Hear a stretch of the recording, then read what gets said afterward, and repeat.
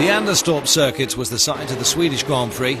Two of the drivers wanted at least to produce the same results, Reutemann and Andretti.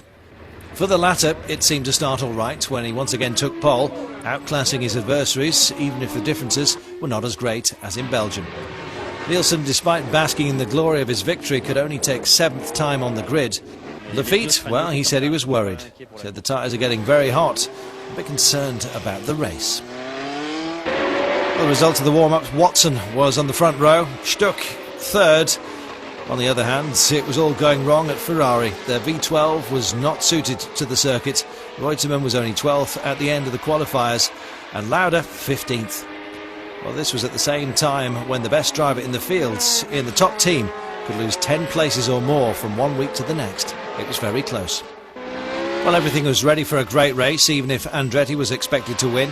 He led for the first laps and started to build up a lead. At that point, Jacques Lafitte was only in 11th place, just in front of Lauda. Well, this was a waiting race played by the Frenchman, who only had a single car to his name. The reason was Ligier had preferred to reserve all their material for the following Grand Prix, which was to take place in France.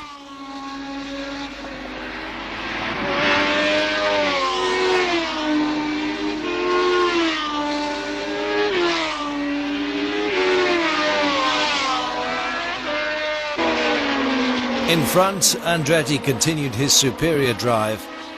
Nielsen was in front of him, but not on the same lap. He only had Watson and Scheckter behind him, keeping up some faint hope.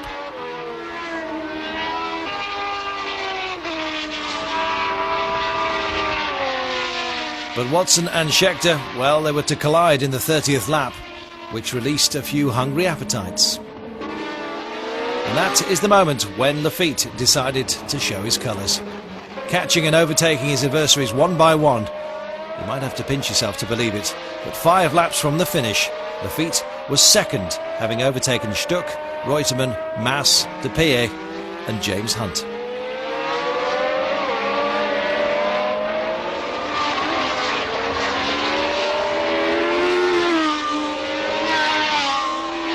Suddenly, 4 laps from the end, Andretti's Lotus disappeared into the pits for a short refuelling. It was either that or run out. And so the Ligier Matra found itself in the lead.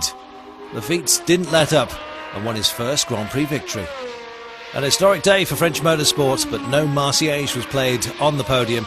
The organisers had foreseen everything except a French victory. Oh, when they held up the P1 board, he says, I thought they'd made a mistake.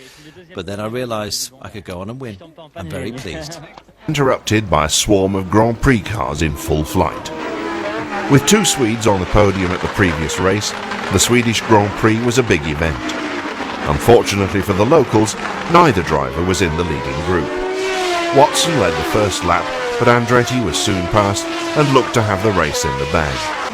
Jones was one of many drivers that visited Anderstorp's unique in one side and out the other pits. The Australian continued, as did James Hunt, who called in later for new tyres.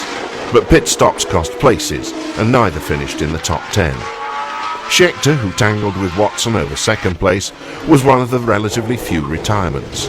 Another was Niki Lauda, whose Ferrari wasn't handling properly. The most important pit stop came with just 2 laps to go. Mario Andretti's engine had been running rich since the start, and despite driving as if on a high-speed economy run, he realised he couldn't make it to the flag and had to call in for fuel.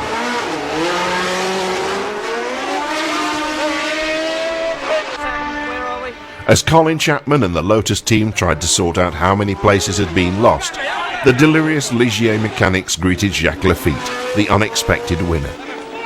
The Frenchman had been as far back as 10th on the first lap, but he'd made steady progress to score the first Grand Prix victory for him and the team. With neither Lauda nor Scheckter finishing, and unlucky Andretti scoring only 1 point for 6th place, the championship standings stayed the same.